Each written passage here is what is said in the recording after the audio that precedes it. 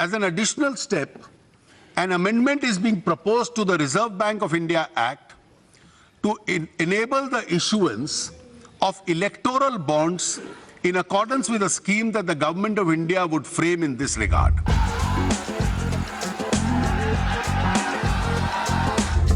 एक तरफ चुनाव है तो दूसरी तरफ सुप्रीम कोर्ट। केंद्र सरकार हर मोर्चे पर अपनी साख बचाने में जुटी हुई है। ताजा मामला जुड़ा है इलेक्टोरल बॉन्ड से, जिसको लेकर सुप्रीम कोर्ट में सुनवाई चल रही है। लेकिन क्या आप जानते हैं कि ये इलेक्टोरल बॉन्ड आखिर है क्या और क्यों केंद्र सरकार ने इन्हें जारी किया था और क्यों अब इन बॉन्ड्स को रद्द करने के लिए सुप्रीम कोर्ट में बहस चल रही है। इलेक्टोरल बॉन्ड स्कीम को साल 2017 के बजट में वित्त मंत्री अरुण जेटली ने पेश किया था।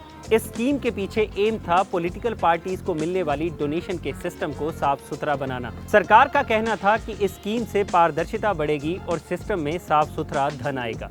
इलेक्टोरल बॉन्ड कैसे काम करेगा? मान लीजिए बीजेपी को लगता है कि मुझे 100 करोड़ के बॉन्ड इस इलेक्शन में मिले, कांग्रेस को 80 करोड़ के बॉन्ड मिले, तो हम एक ही अकाउंट में डालेंगे उन बॉन्ड्स को और वो बॉन्ड्स भी बैंकिंग ट्रांजैक्शन में ही कैश होंगे।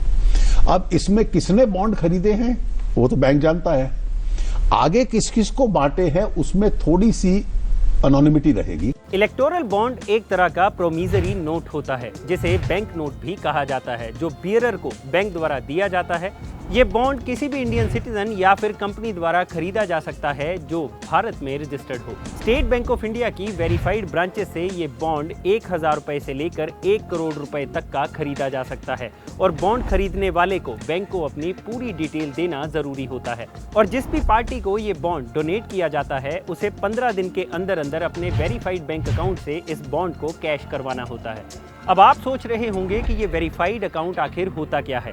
कोई भी पॉलिटिकल पार्टी जो representation of the people's act 1951 के सेक्शन 29A के तहत रजिस्टर्ड होती है और उसे पिछले लोकसभा चुनावों में टोटल वोट पोल का 1% वोट मिले हों, उसे इलेक्शन कमीशन के पास अपना एक अकाउंट वेरीफाई करवाना होता है और इसी अकाउंट को वेरीफाइड अकाउंट कहा जाता है, जिसके जरिए वो पार्टी इलेक्टोरल बॉन्ड की ट्रांजैक्शन कर सकती है।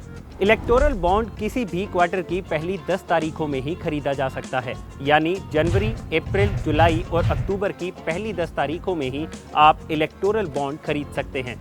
इसके अलावा लोकसभा चुनावों के साल में इस बॉन्ड को खरीदने के लिए आपको 30 दिन अलग से मिलते हैं।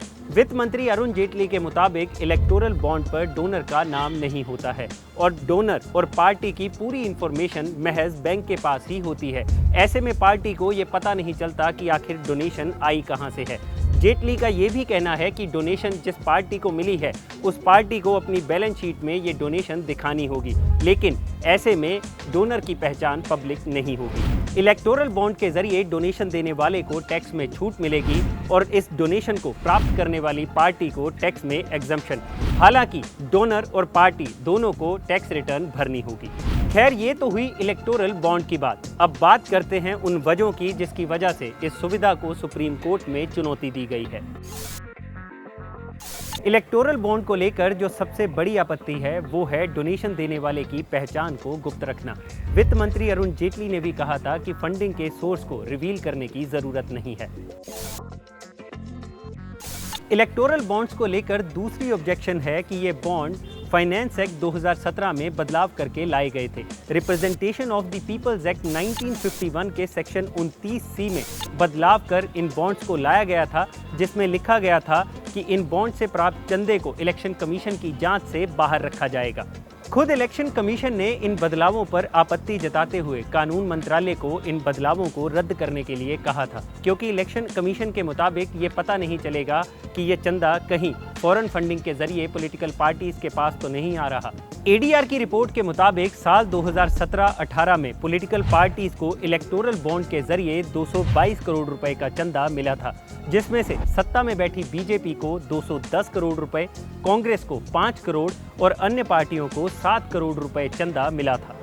इलेक्टोरल बॉन्ड सिस्टम में पारदर्शिता को लेकर एक इशू और भी है कि जब भी कोई इलेक्टोरल बॉन्ड खरीदेगा तो या तो वो अकाउंट पे चेक के जरिए खरीदेगा या फिर इलेक्ट्रॉनिक पेमेंट के जरिए, और इस बॉन्ड को खरीदने के लिए उसे केवाईसी भी कंप्लीट करना होगा।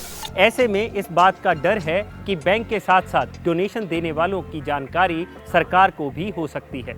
कंपनीज एक्ट 2013 के मुताबिक कोई भी कंपनी एक फाइनेंशियल ईयर में अपने पिछले 3 सालों के एवरेज नेट प्रॉफिट का 7.5% ही डोनेट कर सकती है। लेकिन अब इसमें बदलाव करते हुए कंपनी जितना चाहे उतना पॉलिटिकल पार्टीज को डोनेट कर सकती है।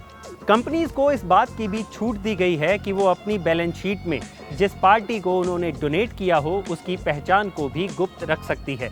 ऐसे ही बदलावों पर चुनाव आयोग ने आपत्ति जताई है, क्योंकि चुनाव आयोग का कहना है कि इन बदलावों के चलते ऐसी शेल कंपनियों का गठन किया जा सकता है जो पॉलिटिकल पार्टीज को चंदा देने के लिए ही बनाई गई हों। खैर, इलेक्टोरल बॉन्ड को लेकर सरकार और चुनाव आयोग का अपना अपना तर्क है। अब देखना ये होगा कि इस पूरे मुद्दे पर सुप्रीम कोर्ट क्या फैसला सुनाती है।